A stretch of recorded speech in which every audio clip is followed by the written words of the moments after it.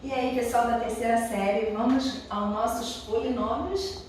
Nós temos aqui, hoje nós vamos falar sobre a divisão de polinômios. Lembrando que quando eu falo P de x é o dividendo. Lembrando lá, ó, é esse daqui, ó, P de x, tá? O divisor é esse que fica dentro da caixinha, tá? O quociente é o que fica debaixo da caixinha. E eu tenho aqui, ó, o resto da divisão.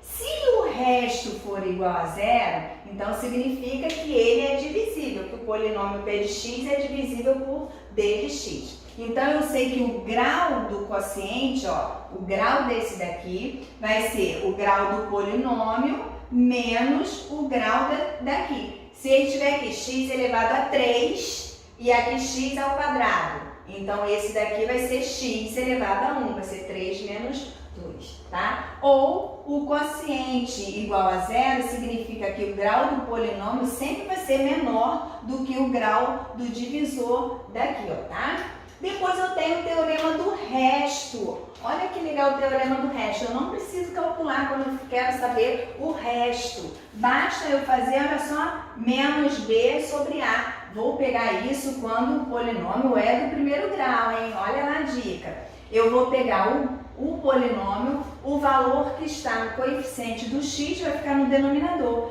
e o termo independente é o que fica no denominador. Olha um exemplo aqui. O resto da divisão de 2x mais 1, então esse vou colocar no numerador, lembrando que sempre a resposta ali ó, é negativa, tá?